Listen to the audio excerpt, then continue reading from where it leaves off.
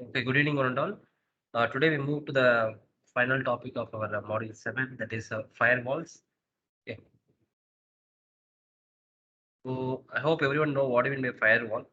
We will have sorry guys, we have a brief outline of what even by firewall and certain classifications on firewall. Then move on to security issues like web security uh, and other IoT threats and other stuffs. Okay.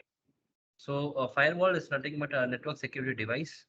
It can be either in the form of hardware or software, or it can be in the form of a cloud-based service also. Okay, which is used to monitor the network's data traffic. Okay, so how it is going to monitor in the sense it's going to give the access or permission to the data packets to access the particular device.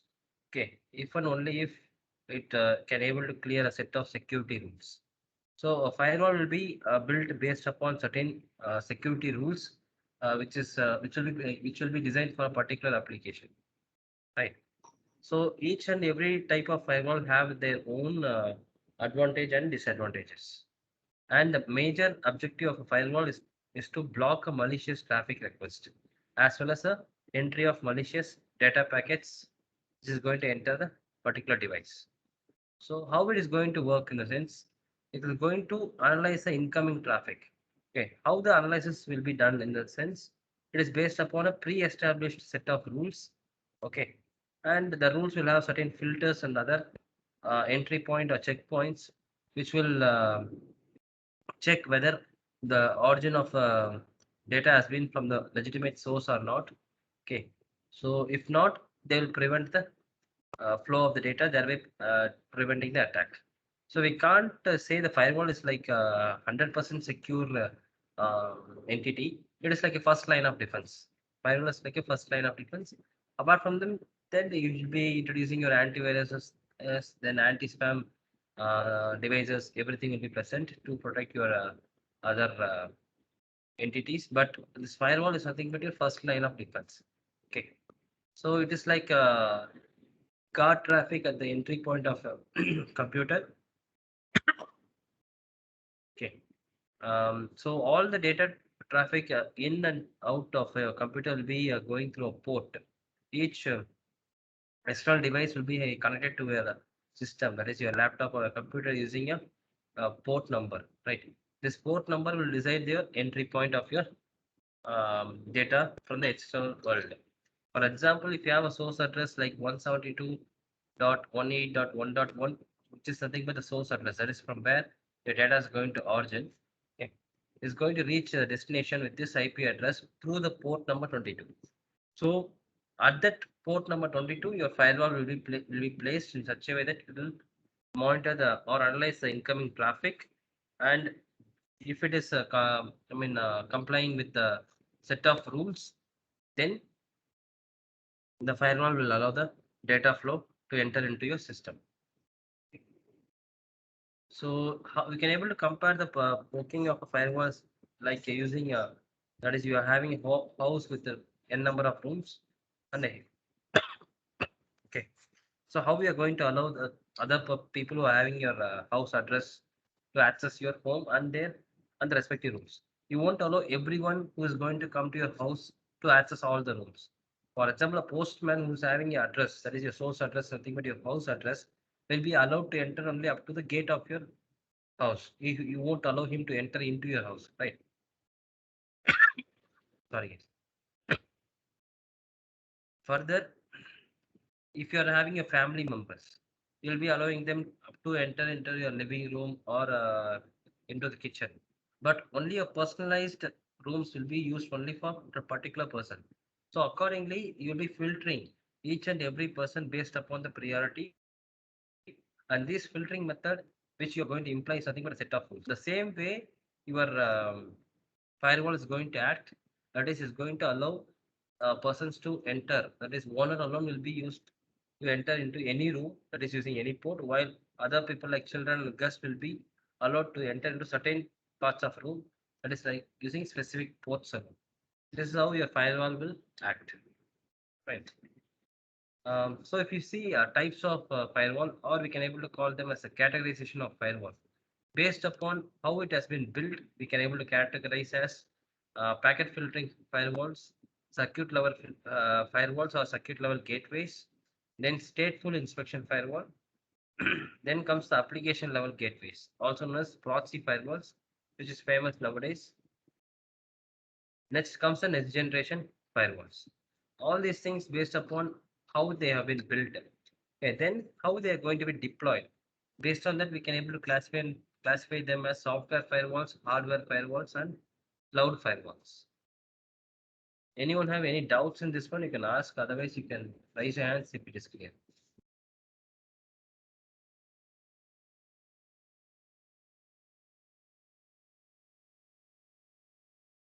Thank you. Okay. So now we'll move on to types of firewalls. First one is packet filtering firewall. This is the most basic and oldest type of firewall architecture. So what it is going to do in sense, it's going to act as a checkpoint at a traffic router or at the switch where your data is going to enter. It will act as a checkpoint. Simply, it will see the source address and destination address. What is the packet type? Okay, just that is the surface level information alone will be monitored by the firewall, and everything is fine means it will allow. So the one of the advantage is nothing but the process it is going to take place for checking it will be very simple, and it won't have any impact on system performance. One of the major drawback, it is very easy to bypass. Okay, these type of firewalls with the present day technologies. Okay. Next came the circuit level gateways. The circuit level gateway will act upon on the TCP layers, that is transmission control protocol layer, where they are going to use using handshake protocol. If you have seen the previous class video, we just had a discussion on how SSL protocol has been working. Okay, using four protocols. First one is a handshake protocol. In handshake protocol only, the basic authentication of client and server, the basic data exchange, that is a key exchange, everything will happen. Okay. So this firewall will be sitting on that handshake protocol level, and it will check the logistic, I mean the authenticity of the data origin and the data. Okay. So here it is also going to check the authenticity of the both the end, as well as it's going to be extremely resource efficient, as well as it don't check inside the packet. That is, it will check what is a packet, but it won't check what is contained inside the packet, which act as one of the major drawback here. Because if anyone can able to place a malware inside a packet, means they can easily bypass this circuit level gateways. Okay. Next came the stateful inspection firewall, which is a combination of both packet-based as well as circuit-based firewalls. Okay, it's going to make detailed search. Okay, that is a combination of these two. So here it's going to provide a higher security by using both packet filtering as well as circuit monitoring levels, but at the cost of computing resources. That is going to consume extra resource for computation to perform these operations. Right. Then comes the proxy firewalls, also called as application level gateways. Okay, which is most famous nowadays. Okay, why this is famous in the sense this proxy firewall will act on on the application layer itself. That is, it will act like a separate layer between the sender, I mean between the client and server. Okay. These firewalls will be delivered mostly by cloud-based solutions. That is, we'll see how it is going to be deployed. There are three different variants, right? Out of which cloud-based solution is also one of the um, present-day solutions where the firewalls are going to be deployed. Okay. Here in the proxy firewalls, what they will do in the sense, before establishing the connection itself, the firewall will first check, okay, whether the source of traffic and the incoming data packet both are authentic or not, or doesn't have any malicious activity or any malware present in them. One and only if it has been checked thoroughly, okay, and all the contents of the information packet are verified, then only the connection itself will be established. Okay, that's why you can able to see the proxy firewall will act as a extra layer of separation between the client and server, or nothing but the individual devices, right? That is protecting them from malicious activities. But here, since it is like an extra layer or extra computation is done, it consumes extra time for processing, as well as computational complexity will be increased. Okay, if you're using proxy firewalls. Next comes the next generation firewalls. So this next generation firewalls will be using these techniques like deep packet inspection, TCP handshake checks, and surface level packet inspection. All these three techniques will be employed to perform the checkpoint activities of the data entering into the devices, right? So such a system is called as intrusion prevention system, also called as IPS. Okay. Okay. One of the major advantage of this intrusion prevention system is nothing but it will work automatically to stop the attack against your network. How we can able to see in sense this intrusion prevention system is nothing but a set of rules. Based on the application required, these rules will be framed. Um, for example, if you want to see the real time example, you just if once you come to campus, okay, try to download anything greater than 10 GB as a single file. Okay. Best example, you just update your MATLAB. If you're using MATLAB 2021 or 2020, just update it to the current version of 2021. Okay. Using our VAT Wi-Fi. Once you are reaching that 9 point something GB, automatically the entire download will be stopped, and the downloaded files will also be reverted back. Okay. It is because that our system is, I mean, our firewall of VAT is framed in such a way that no single file with greater than 10 GB will be allowed to be downloaded. That's the issue, right? For that, if you'll be using any proxy, anything means okay, you can do, but I'm saying directly if you connect means it will automatically revert it back. Next, we see into the deployment base categories. First one is software firewall. As the name denotes, the entire firewall, that is a set of rules, will be based on a software. No extra hardware piece will be used here. Mostly these kind of firewalls are present in your laptops and personal computers and everywhere. So this is very easy for deployment, but it will be very difficult for maintaining because software compatibility will be varying from one device to other device. Okay. So this compatibility and maintenance is difficult in software firewalls. Next comes the hardware firewalls, which will be used in major industries and companies, where the entire gateway will be protected with a separate hardware device, which will act as a firewall. The firewall's rules will be framed with respect to that particular hardware, right? And major weakness of this hardware is nothing but if you are able to place any attacker or hacker inside your organization itself, means you can able to easily bypass this hardware firewall.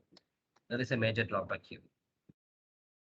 Then cloud firewalls, which is the present day scenario. Okay, it's going to deliver the solution over the cloud, also called as firewall as a service, FAS, right?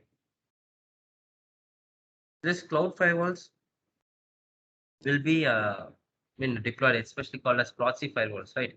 These proxy firewalls will be deployed as a cloud firewalls, and here you can able to have additional capacity. You can able to scale up the system, as well as you can able to add new rules, and it's totally a customizable one, and it is user friendly. So that's why these cloud firewalls have been preferred more nowadays compared to other hardware and software firewalls when it comes into larger applications. Right. So anyone have any doubts so far? You can ask. If it is clear, can you raise your hands?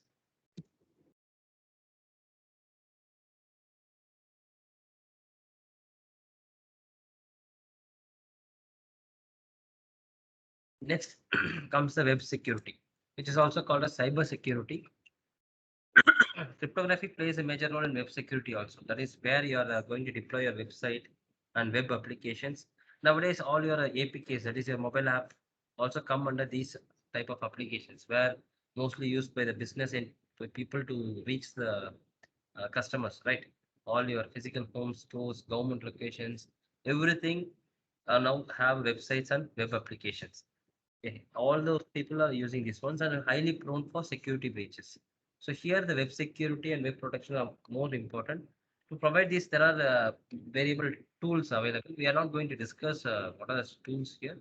These are a set of tools available issued by security standards like black box testing tools, fuzzing tools. You can Google them and you can come to know. Okay, web application firewalls. This is like a separate firewalls, especially used for web application. Okay, then security and vulnerability scanners, password checking tools. All these stuffs will be used for web security. Then software security. Software security, the best example is nothing but your antiviruses. That is, you'll be having an enhanced software which will can able to perform more compared to your firewall. Even if you have a Windows Defender and conventional firewall with your laptop, still you people prefer to go with any paid version of Kaspersky or K7 or anything like Norton, like antivirus to provide to protect it. That is, it can able to protect your data also and other person to access your data or to take the data from you, right? So these comes under your software security. Then IoT. This IoT threat is nowadays more common because IoT became one of the major application as well as the business nowadays. Everyone, all startups, most of the startups are based on IoT or IoT applications, right? So whenever IoT comes into picture, it is involving many hardware devices, sensors, and cloud-based things, servers, everything coming into picture. So we have to protect every one of them, right? Since it is operated by humans, whichever devices or whichever algorithm is created by human means it is always prone to attack, right? Any intruder, any one can able to find the weakness of your network, they can able to take all the confidential information from the particular network. Okay. So majorly the vulnerability of IoT devices will be in terms of hardware or software. Hardware is very difficult to detect actually. If you have any thing, for example, you have deployed any sensor like a temperature sensor. Okay. If it is not giving data only, you will come to know that okay the sensor has failed. Okay. Assume that it's giving some data, some temperature values, but it will be very difficult for you to check whether the data coming is correct or not, right? So hardware vulnerability is difficult to detect in IoT, whereas software vulnerability you'll come to know because if you are written an algorithm in a very poor algorithm or very weak mathematical part, there'll be easy backdoor will be present for the persons to hack, right? An easy exposure of IoT devices. Nowadays, all the applications of your IoT, okay, are being placed in an open environment or in a cloud base which is open to everyone. So it is very easy for the intruders to steal the data. That's why for protect those data, we will be using cryptographic algorithms like hashing and other stuff. Okay. Uh, as well as the not to protect your programs from modify, even the entire program will be hashed sometimes, so that they can't able to, even if anyone changes the program, you can able to find it. Right. Threats to IoT, we can able to say there are two types of threat. One is from the human and from natural threat. Natural threat, we can't able to mitigate them because it's a natural calamities like earthquake, hurricanes, flood, cyclone. These things we can't able to control. Only way, thing is since we can able to reduce the impact by properly designing your network before deploying it. Okay. Then comes your human threats. Human threats, obviously, we should be working on towards it. Based on the application, you have to choose all your security algorithms and security devices to provide a particular security to a particular IoT applications. Right. So, as I said, human attacks on IoT device, we have cyber reconnaissance. That is where the humans are going to target the what can I say, the weakness of your algorithm or weakness of your or your network. They'll try to crack open them and they'll try to enter. Brute force attack is like trial and error method. You'll be keep on listening to your traffic, and sometimes he can succeed or sometimes he may lose. Okay. Then they have tracking. That is people who are not worried about your data, but they want to know where your data has been flowing from which place to that which place. Just location. These locations will alone also will be tracked by certain attackers and they'll be utilized for the their purpose. Okay. So with this, we are going to conclude the module 7. Okay, that is the entire applications of network security is over, and thereby we are concluding the entire course cryptography and network security. Anyone have any doubts in today's class discussion? You can ask me now. Otherwise, if it is clear, just raise your hand so that I will discuss other topics with you now.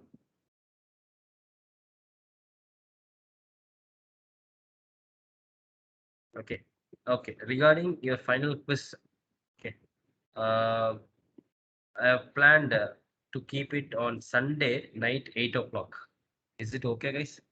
Coming Sunday, that is on June 6th, 8 o'clock. I'll post the number of questions and timings soon by tonight. Okay, total number of questions and timing in the WhatsApp group as well as in the Teams. Is it okay, guys? Sunday night? Anyone have any issue? Because both E1 Sir, and timing shall we keep by 8 after 8?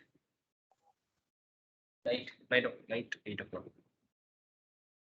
8 p.m. Let's say.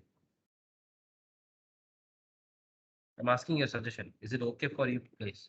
Instead of morning, Sunday, night 8 o'clock. People are okay with this timing. Can you raise your hands? That is Sunday, coming Sunday night, 8 o'clock. Western. So Sunday, 9 o'clock, I have one quiz. So like class would be of 1 hour or more than No, that. I'm not asking about class. Actually, it's quiz will be maximum 15 to 20 minutes. That's all. Yes, sir. Okay, no problem. Okay. Okay. Okay, then I'll also freeze this one because I have to inform the E1 slot guys also. So I will freeze Sunday night 8 o'clock. I will tell you the timing, exact duration of examination, and the total number of questions by tonight or tomorrow morning. Okay. Okay, sir. Okay. Okay. Thank you, guys. Then. Sir, Yes. Yes. sir, can you tell the class average of CAT to sir? Cat to class average. Okay. I'll check in the way code Tantra and I'll let you know. Tomorrow's class, shall I tell? Yes, sir. Sir, what will be the syllabus of quiz? Quiz model 1 to 7. Okay. Okay. And tomorrow's class we will discuss regarding FAT, how questions will be, how we can able to approach. We will discuss in tomorrow's class regarding FAT. Okay. Right. Okay then. Okay then, guys. Thank you. Thank you.